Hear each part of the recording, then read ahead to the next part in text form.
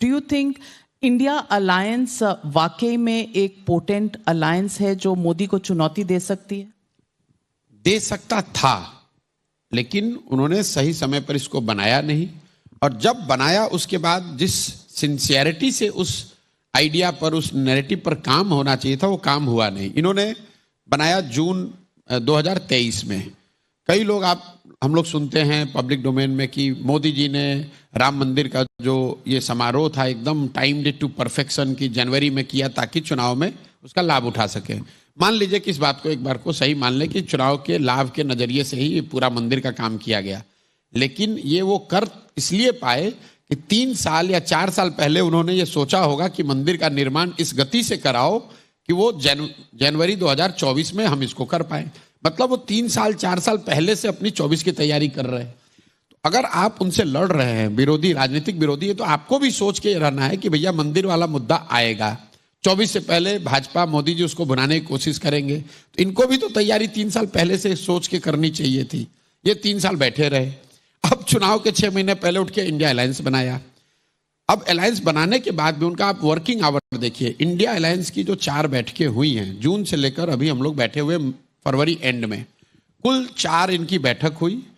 Working hour आप मिलाकर अगर देखेंगे, अगर 2-2 दिन भी है तो 10 दिन, 7-8 दिन का टोटल काम हुआ है। अगर ये जेन्युइनली सीरियस थे, किसी वजह से लेट बना अलायंस, तो किसने रोका था कि जून के महीने में ही 7 दिन तक लगातार ये नेता एक साथ बैठे होते? जितना काम अभी हो रहा है ये काम जून में हो गया होता। अगर राहुल गांधी यूरोप 7 दिन जा सकते हैं तो 7 दिन बैठकर इंडिया अलायंस क्यों नहीं खत्म? उसके सारे जो आयरनिंग आउट जिन विषयों पर करनी थी उसी समय कर लेते। कांग्रेस ने यह किया कि इंडिया अलायंस बन गया।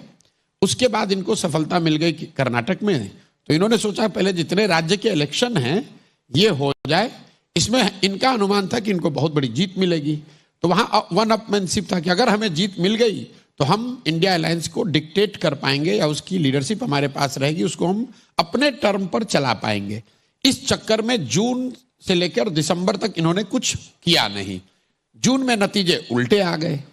अब जनवरी में ना माया मिली ना राम, समय भी हाथ से निकल गया, दूसरे आपकी बात सुन भी नहीं रहे हैं और आपकी अपनी इलेक्टोरल हालत खराब हो गई। तो जब आपके एफर्ट में ईमानदारी नहीं होगा तो कहीं ना कहीं आपके साथ धोखा होगा ही होगा। और परीक्षा आपके 6 महीने के बाद है, अब आप पूछ रहे हैं भाई क्या करें तो जीते। भाई अब कुछ नहीं कर सकते हो। जब साल भर आपने पढ़ाई नहीं की तब तो आप भगवान भरोसे ही गेस पेपर पढ़ के जाइए और ये होप कीजिए कि शायद जो सवाल आपने पढ़ा है वही आ जाए तो आप पास हो जाइएगा।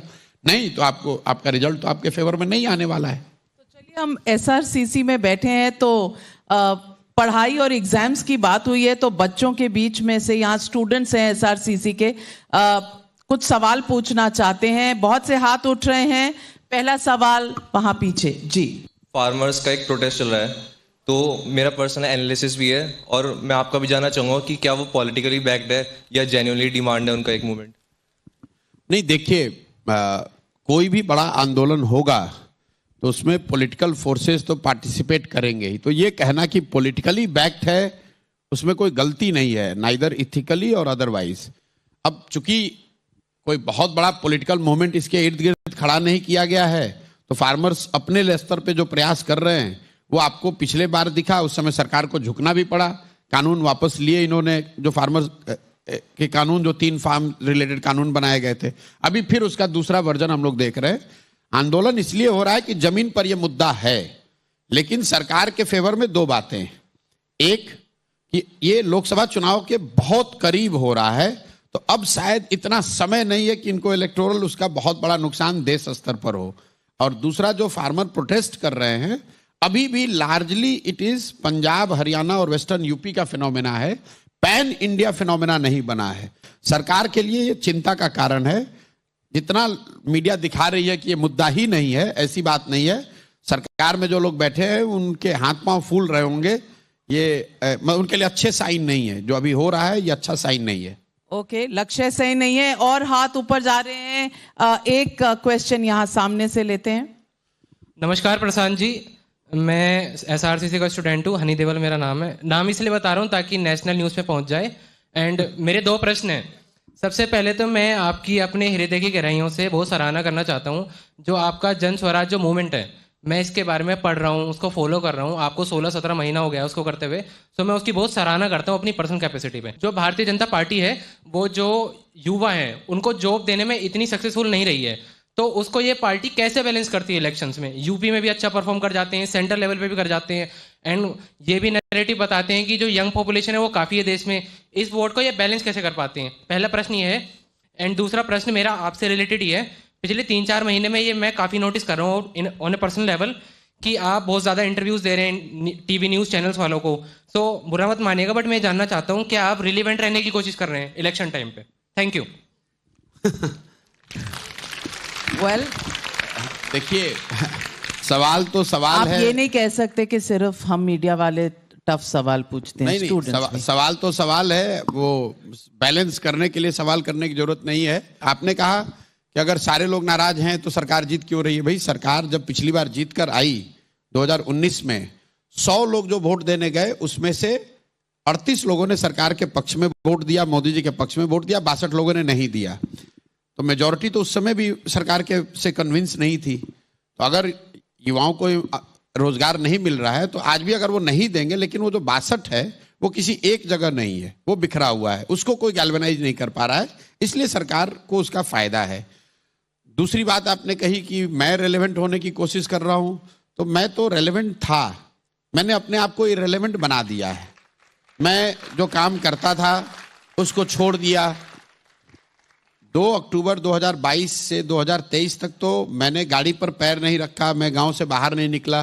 फिर लोगों ने ये कहा कि भाई 1 साल ये पूरी ईमानदारी शुद्धता से हो गया, अब पदयात्रा तो आपको 2 साल और करना है, कम से कम अपने अनुभव बताइए कि आप क्या कर रहे हैं। तो कुछ लोग, जैसे नाविका जी भी वहां कैंप में आई थी, कभी कभी लोग यहाँ भी बुला लेते हैं, तो महीने में मैंने अब 4 से 5 दिन निकाले हैं कि मैं बाहर आकर उन लोगों से मिलूंगा जो जनसुराज के बारे में पूछना चाहते हैं या समझना चाहते हैं, मेरे अनुभवों से के बारे में चर्चा करना चाहते हैं। मुश्किल ये है कि मैं आया हूं यहाँ जनसुराज की बात करने, लेकिन आप ये पूछना चाह रहे हैं कि मोदी जी का क्या होगा, किसको वोट मिलेगा। तो आप तो उसी नजरिए से देख रहे हैं, मैं तो उसको कंट्रोल नहीं कर सकता हूं। मैं अपना काम कर रहा हूं और ये तय किया हुआ है कि 2 बरस लगे, 5 बरस लगे, 10 बरस लगे, काम मुझे वही करना है जो मैं बिहार में कर रहा हूं। इन बिटवीन लोकसभा का चुनाव है, तो नाविका जी का तो ये पूछना है भैया लोकसभा के चुनाव में क्या होगा, राहुल गांधी ने क्या बोला उस पर बताओ। राहुल गांधी में मेरी कोई दिलचस्पी नहीं है, मेरी दिलचस्पी नरेंद्र मोदी में नहीं है, मेरी दिलचस्पी बिहार में को लेकर है, मेरी दिलचस्पी बिहार को बेहतर कैसे बनाया जाए इसको लेकर है। प्रशांत किशोर जी, आपने कहा आपका कोई इंटरेस्ट नहीं है राहुल गांधी पर, अब इस पर मेरा भी सवाल नहीं, मोदी जी में भी नहीं है, उनमें इंटरेस्ट था तब उनके साथ काम किया। राहुल गांधी में जब इंटरेस्ट था तो उनके साथ काम किया या काम करने की कोशिश की। मेरा इंटरेस्ट अभी देश के किसी नेता या पॉलिटिकल फॉर्मेशन में नहीं है, मेरा इंटरेस्ट बिहार है, मैं वो काम कर रहा हूं। लेकिन जो मेरी पृष्ठभूमि है, मैंने बॉलिंग तो की नहीं, आपने बैटिंग पहले शुरू कर दी। मेरा सवाल आप है, सेलेक्टिवली ये कह रहे हैं कि राहुल गांधी में नहीं, ये हेडलाइन बनाने की कोशिश कर रहे हैं। मैं बिल्कुल, प्रशांत किशोर ने कहा कि राहुल गांधी में इंटरेस्ट नहीं है। मेरा ना राहुल गांधी में इंटरेस्ट है ना मोदी जी में इंटरेस्ट है, मेरा किसी भी नेता में, किसी भी पॉलिटिकल फॉर्मेशन में इंटरेस्ट नहीं है, क्योंकि जिन नेताओं के साथ मेरा इंटरेस्ट रहा वो 10 साल काम किया, करके देखा, सीखा। सिर्फ नेताओं और दलों के जीतने से मेरा अपना मानना है समाज के स्तर पे आमूल चूल परिवर्तन की अपेक्षा रखना बेमानी है। बहुत सही कहा। और जनता के कुछ और सवाल हैं, ट्विटर पे आपके लिए बहुत सवाल आए हैं, सोशल मीडिया पर सवाल पूछे जा रहे हैं, हमारे ईमेल्स पर आ रहे हैं। नजर एस धालीवाल पूछ रहे हैं, what will be the future of Indian democracy if BJP wins 2024 elections? आप बता सकते हैं कि कॉन्स्टिट्यूशनल पोस्ट यानी कि CBI, ED, ECI, election commission of India, human rights commission, minority commission रहेंगे इंडिपेंडेंट या नहीं? निश्चित तौर पर जब भाजपा अगर जीत कर आती है मोदी जी के नेतृत्व में, तो जो भी देश में लोकतांत्रिक व्यवस्था बनी हुई है, जो उसके की कंपोनेंट्स हैं, बड़े इंस्टीट्यूशंस हैं, they will continue to weaken further. और ऐसा नहीं है कि ये सिर्फ मोदी जी के लिए, भाजपा के लिए है, लेकिन देश ने पहले भी देखा है। कांग्रेस के राज में जब इंदिरा जी की ही अकेले तोती बोलती थी, तो आपने देखा है इलेक्शन कमीशन, कोर्ट्स या मीडिया की हालत क्या थी। और आज भी जब मोदी जी के ही नाम पर सब कुछ हो रहा है, तो स्वाभाविक है कि वो आपको दिख रहा है कि भाई इलेक्शन कमीशन या जुडिशरी या मीडिया में उन लोगों का दबदबा है। जो भी सत्ता में रहता है उसको थोड़ा अनड्यू एडवांटेज इस चीज का होता ही है।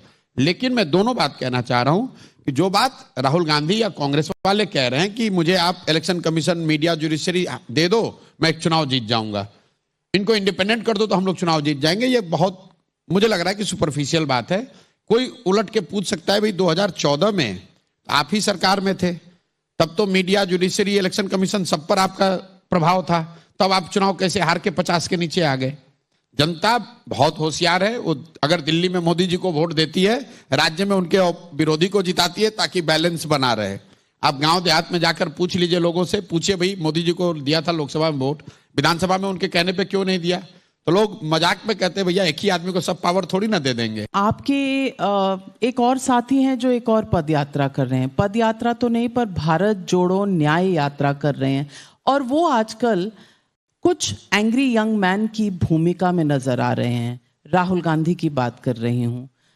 भारत जोड़ो न्याय यात्रा, विच इज द भारत जोड़ो यात्रा 2.0 जो उनकी चल रही है, इसको आप कैसे देखते हैं? और इस यात्रा, पहली यात्रा के बाद तेलंगाना में उन्हें जीत मिली, कर्नाटक में जीत मिली, इस यात्रा के बाद how do you see Rahul Gandhi in this election season?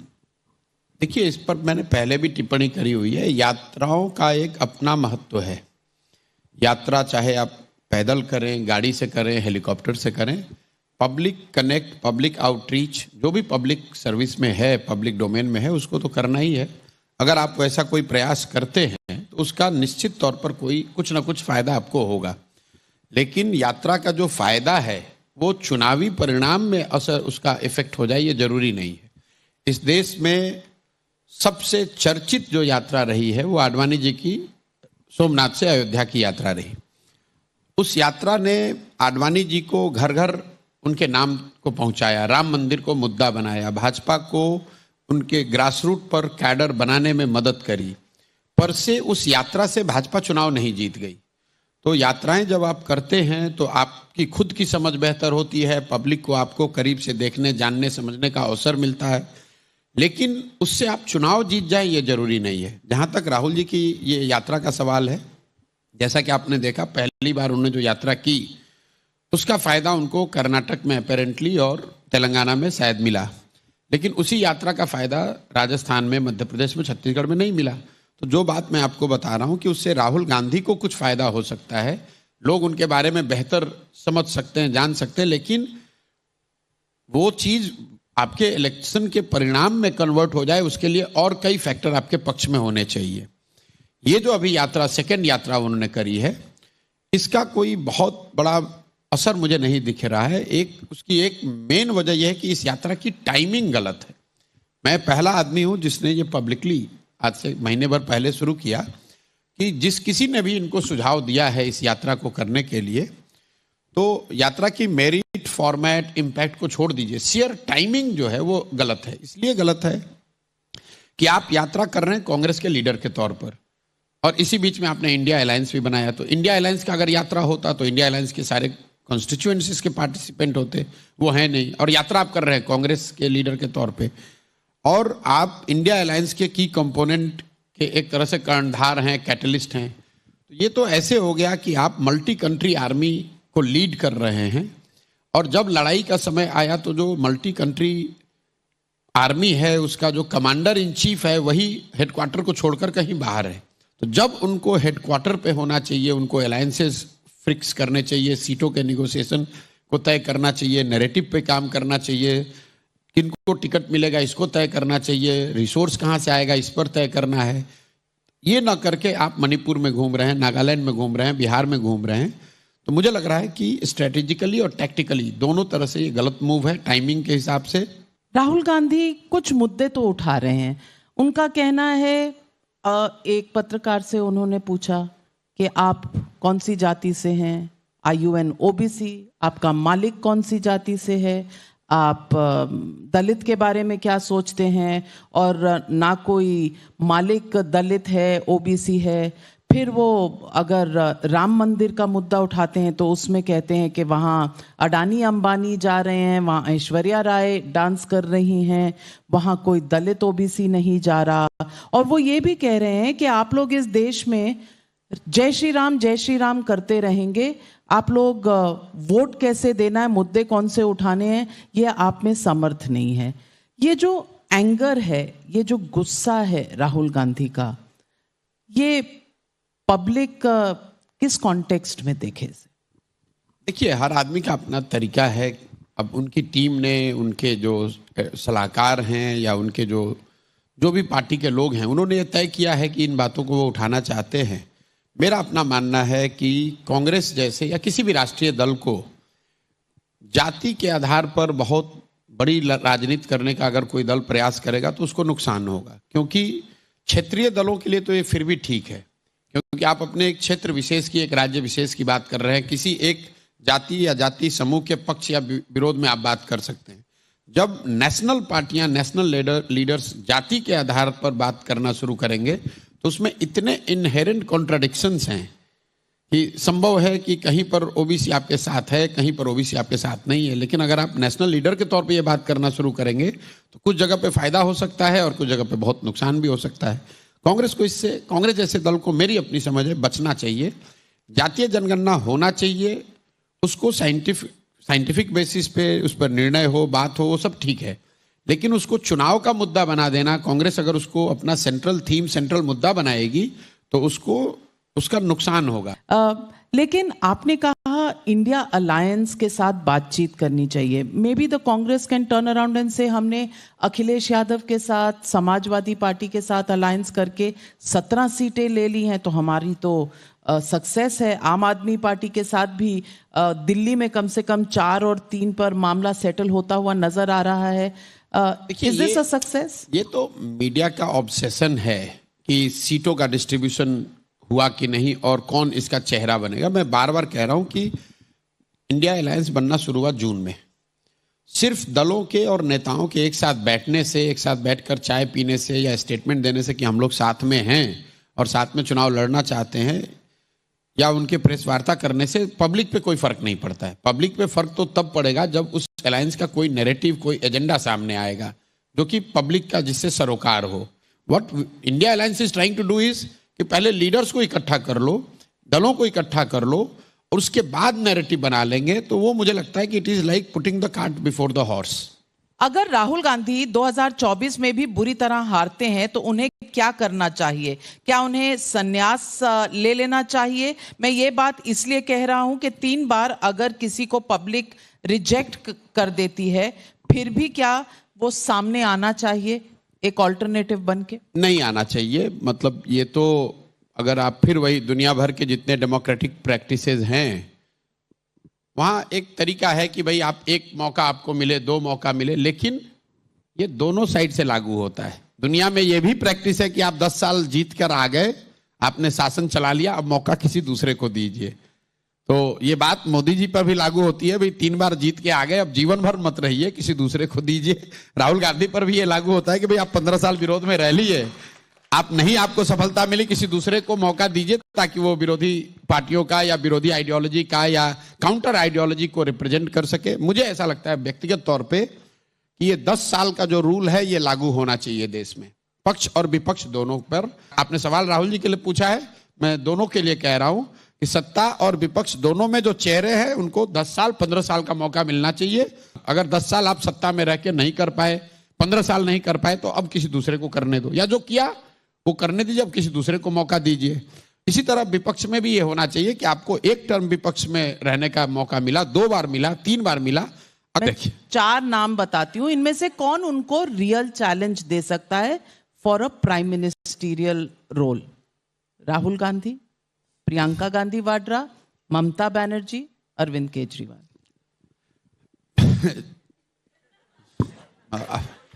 देखिए, जितने ऑब्जेक्टिव क्वेश्चंस इस तरह के बनाए जाते हैं उसमें रहता है नन ऑफ अबव या अदर्स। वो ऑप्शन रख के चलिए। जो आदमी भी 5 साल जमीन पर उतर के मेहनत करने को तैयार हो, वो मोदी जी को बड़ी चुनौती दे सकता है। ये भ्रम मत पालिए आप लोग कि मोदी जी को कोई हरा नहीं सकता है या ये इतने पॉपुलर हैं कि कोई इनके सामने खड़ा नहीं हो सकता है। मोदी जी को हराया जा सकता है, हराया गया है पिछले 10 वर्ष में और आगे भी लोग हराएंगे। आज की परिस्थिति में जो प्राइम मिनिस्टर है, जो इतने बड़े पद पे है, इतनी बड़ी बहुमत उनको है, तो ऐसा हमेशा लगता है। लोगों को ऐसा ही लगा होगा कि राजीव गांधी को कोई नहीं हरा सकता जब उनको 400 सांसद थे। भाई साहब, कृष्ण जी तो नहीं उतर के आएंगे ना, इन्हीं में से चुनना पड़ेगा। अभी तो प्रेजेंट यही ऑप्शन। ठीक बात है। मान लीजिए कि यही डिबेट हम लोग 1977 में कर रहे होते तो कोई ज्ञानी आदमी ये बता सकता था कि जेपी 77 साल के कोई एक आदमी है जो कि इंदिरा गांधी को चुनौती दे देंगे। अगर ये डिबेट हम लोग, यही बहस हम लोग 1987 में कर रहे होते तो कोई बता सकता था कि राजीव गांधी के कैबिनेट में एक बीपी सिंह है जो कि राजीव गांधी को हरा देंगे। ये बातें आप रेट्रोस्पेक्ट से बताते हैं कि जेपी ने हरा दिया। कांग्रेस की जब अपनी तूती बोलती थी तो पूरे देश में 4000 से ज्यादा विधानसभा है। वो जमाना भी मैं आपको बता रहा हूं, 4000 में 2500 से 2700 विधायक कांग्रेस के होते थे। आज भाजपा के बहुत अच्छे जब टाइम होते हैं तो 1600-1700 विधायक होते हैं। और आप लोग ऐसे बता रहे हैं जैसे लग रहा है कि इनसे बड़ा कोई लीडर ना कभी देश में पैदा हुआ ना आगे कोई पैदा होगा। जो सत्ता पर बैठता है वो ऐसा ही लगता है। यही मीडिया, यही कमेंटेटर, यही राजनीतिक विशेषज्ञ 2009 में बता रहे थे कि सोनिया गांधी और राहुल गांधी से बड़ा कोई नेता देश में है नहीं। आज वो बता रहा है कि मोदी। ऐसा है नहीं, सामान्य पब्लिक इस तरीके से नहीं देखती है। मैंने ऐसा सवाल पूछा कहां आपसे? मैंने पूछा आज की डेट में आप बता रहे हैं कि कोई चैलेंज दे सकता है। मैं पूछना चाहती हूं, यहां जितने स्टूडेंट्स बैठे हैं, चैलेंज ऑफ कोर्स दे सकता है, but that is a theoretical answer. The practical answer has to be a realistic answer कि अगले 2 या 3 महीने में जब चुनाव होकर आएंगे तो इन्हीं में से कोई देगा, कोई नया फरिश्ता आएगा। ये सवाल है मेरा। इन्होंने सवाल का जवाब दिया या नहीं दिया, पहले तो ये बता दीजिए। आपने नहीं दिया, अब आप बताइए। आपने ये कहा कि कृष्ण भगवान को आना पड़ेगा, मैं उस पर उल्टा कह रहा हूं कि किसी को ऊपर से आने की जरूरत नहीं है। इस देश में इतने लोग, काबिल लोग हैं। 2024 में ये होता नजर आ रहा है। 24 में शायद न हो पाए, उससे क्या फर्क है? That's my question. I rest my case. Let me ask the next rapid fire question. ऐसा है। अब ये राउंड तो मुझे जीतने दीजिए। Why are you being a bad loser? एक मिनट, एक वनडे मैच आप किसी से हार गए। ये T20 था। नहीं, T20 हार गए, इसका मतलब ये नहीं कि उस टीम को हराया नहीं जा सकता। दोनों में फर्क है। बिल्कुल हराया जा सकता है। आप ये कहिए कि इस मैच में ये आदमी जीत रहा है, ये मत कहिए कि इस टीम को हराया नहीं जा सकता। दोनों में फर्क। ईवीएम पर भरोसा रखना चाहिए या नहीं रखना चाहिए? अगर भरोसा नहीं है तो उस पर आंदोलन करना चाहिए, ड्राइंग रूम में बैठ के बात नहीं करनी चाहिए। आखिरी सवाल जो आपसे पूछूंगी, 2024 में जो चुनावों का नतीजा होगा वो इंडिया अलायंस के फेवर में होगा, यानी कि वो साथ आकर वोट ना कटे और एक यूनाइटेड ऑपोजिशन मोदी और बीजेपी को चैलेंज कर सके। इस पर कुछ it's too late for India alliance to do that. उसका कोई फायदा नहीं है। What those who are oppose to BJP, I will say you must not get swayed away with this idea कि अब मोदी जीत गए तो इसके बाद there is no tomorrow. I think whoever are the key stakeholder, they should fight 2024 with all the might they have, but they must equally be determined to fight beyond 2024, both in parliament and on the streets. BJP ये करना चाहेगी कि अगर हम जीत रहे हैं तो इसके बाद there is no tomorrow. ऐसा नहीं है कि अगर कल मोदी जी जीत जाएंगे तो देश की समस्याएं खत्म हो जाएंगी ओवरनाइट। समझ नहीं आ रहा ऐसा नहीं है। क्या चाह रहे हैं? कहना ये चाह रहे हैं कि डोंट मेक नहीं 2024 अरे ये स्लोगन आएगा तो मोदी। ये स्लोगन लिखने का काम हम लोगों का है, तो मतलब कमाल है। आप ये ना करें, आप स्लोगन और 370 के नारों से चुनाव जीतिए, जनता को डराइए मत। बीजेपी ये चाहती है कि सब लोग ये मान लें कि भैया अब कोई डिसेंट नहीं है, कोई प्रॉब्लम नहीं है, नाउ वी गिव अप। तो आप सोच रहे हैं बीजेपी ने ऐसा सोचा है कि अरे रोज कह रहे हैं। अब पार्लियामेंट में खड़े होकर प्राइम मिनिस्टर ने कहा कि भैया अभी से तैयार हो जाओ, बड़े निर्णयों के तो बड़े निर्णय डजंट मीन कि डिसेंट मार दिया जाएगा। आप क्या लेफ्ट ऑफ सेंटर, आपने मोदी का चुनाव लड़ा था, प्लान किया था 2014 में, और आज आप कह रहे हैं। लेकिन हम लोगों ने ये नहीं कहा था कि बड़े निर्णयों के लिए तैयार हो जाओ। मतलब डिमोनेटाइजेशन से बड़ा निर्णय क्या होगा? मतलब ये देखिए, ऐसा है, मुझे लगता है आर्टिकल 370 बड़ा निर्णय, गुड बैड? मैं आपको बता रहा हूँ, नहीं, गुड और बैड सुनिए, ऐसा गुड है, और बैड, फिर आप आगे वापस उस गुड और बैड बोल तो दीजिए, सवाल का जवाब तो स्ट्रेट होना चाहिए। 370 पर बाई लार्ज इस कंट्री में कंसेंसस है उसके फेवर में, तो उससे कोई कंसेंसस कहाँ है? सबने अपोज किया पार्लियामेंट में। किसने बोला आपको? कांग्रेस पार्टी ने कहा हम आएंगे तो वापस वो रिवर्स कर देंगे। जैसे बीजेपी पूरा देश नहीं है, वैसे कांग्रेस भी पूरा देश नहीं है, लेकिन मेजॉरिटी से कानून को पास किया गया है। आप मुझे उसको घेरने की कोशिश मत कीजिए। मैं ये कह रहा हूं, विरोधियों को आप डराने की कोशिश कर रहे हैं, वो नहीं करना चाहिए, मुझे ऐसा लगता है। मुझे लगता है पॉलिटिक्स में भी एक कहावत लागू हो सकती है, जो डर गया समझो मर गया, है कि नहीं? तो अगर कोई डराने की कोशिश कर रहा है तो कोई डरेगा क्या?